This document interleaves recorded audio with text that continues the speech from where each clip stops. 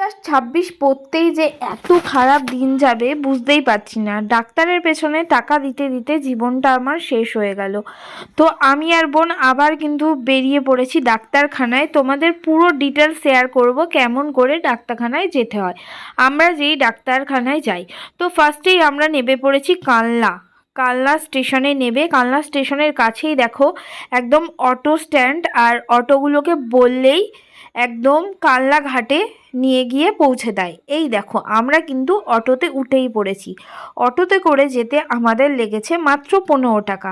এরপর কিন্তু একজনের 5 টাকা করে টিকিট লঞ্চের। তো আমি আর বোন দুজনে আছি, তাই দুটো টিকিট আমরা কেটেই নিলাম।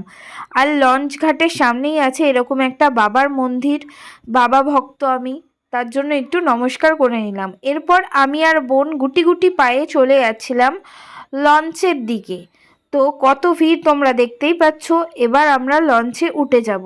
লঞ্চে উঠে একটু ক্যাদ মেরে নিলাম। বোনের কিন্তু ঘুম পেয়ে গেছে, যেহেতু ডাক্তারবাবু বসে 3টে দিকে, এই টাইমটা বাঙালির ঘুমের টাইম। তো ঘুম ঘুম চোখ নিয়ে নেমে গেলাম এপারে। এটা হলো নিসিংহপুর, এপারটাকে বলে নিসিংহপুরে। এই যে সোজা রাস্তা দিয়ে তোমরা নেবে, হেঁটে চলে যাবে। ডাক্তারখানায় যেতে গেলে হেঁটেই যাওয়া যায়। এই যে তাল গাছের মাঝখান দিয়ে সোজা তোমরা রাস্তায় চলে যাবে। 52 হাত কালীতলা আছে, তার পাশেই এই ডাক্তারবাবু বসে। বড় বড় করে পোস্টার টাঙানো আছে, যাওয়ার পথে তোমাদের দেখিয়ে দেবো। চলে এসেছি আমরা আমাদের ডেস্টিনেশনে। ডাক্তার কাম বন্ধু বলতে পারো, এত ভালোভাবে আমাদের সাথে মেশে। আমরা তো ইয়ার্কি ঠাট্টা মারতে মারতে ডাক্তারের করে দিই মাথা খারাপ, তাও কিন্তু উনি আমাদের ওপর একটু অতিষ্ঠ হয় না। আমরা এত ইয়ার্কি মারি কি বলবো। এই যে এবার কিন্তু আমাদের পালা। এই যে রিপোর্ট যা আছে সব কিছু দেখে ঠেকে ওষুধ নেব, বক বক করব, তারপর আমরা আসবো বাড়ি। আর আপনাদের যদি কোনো প্রবলেম থাকে তাহলে কিন্তু আপনারা অবশ্যই আসতে পারেন এই ডাক্তারবাবুর কাছে। যাদের বাচ্চা হয় না অনেক দিন ধরে, তারা কিন্তু অবশ্যই আসবেন। এই যে ডাক্তারখানায় দেখতেই পাচ্ছ কত ভিড়, আর আমরাও বসে আছি, তাই তোমাদের সাথে একটু শেয়ার করে দিলাম।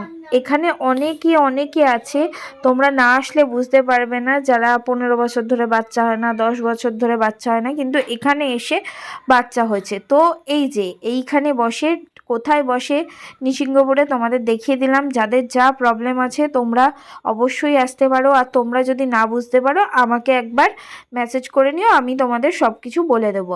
আর এই যে নিসিংহপুরে এরকম প্রত্যেক দিন বিকেলবেলা এই কাকুটা পুরো গঙ্গার একদম টাটকা মাছ নিয়ে বসে।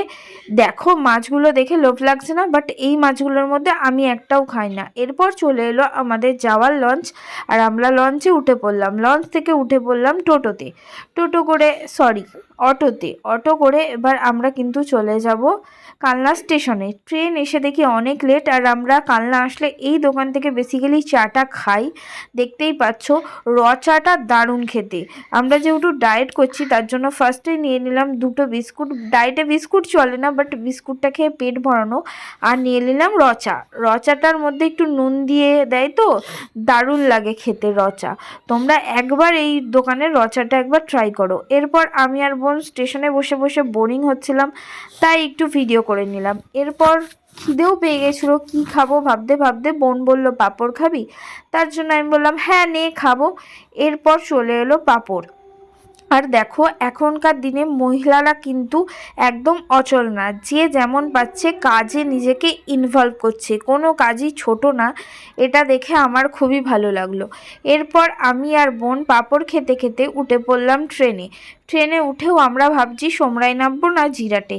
এরকম করতে করতে ভাবলাম জিরাটি যায়। এরপর দেখি বন্দে ভারত পাস হচ্ছে, তাই তোমাদের সাথে শেয়ার করে নিলাম। জিরাটে এসে মডার্ন টেলার্সে চলে এসেছি। আর মডার্ন টেলার্সে কিন্তু এরকম কারদান ওয়ার্কের কাজের ব্লাউজ বানানো হয়। তোমরা যারা কারদানা ওয়ার্কের ওপর বিয়ের ব্রাইডাল ব্লাউজ নিতে চাও অবশ্যই মডার্ন টেলার্সে যোগাযোগ করতে পারো। মডার্ন টেলার্স কিন্তু জিরা স্টেশনের একদম কাছে। তোমাদের সাথে দেখো কাজটা শেয়ার করেছি, মারাত্মক লেভেলে রাখছে।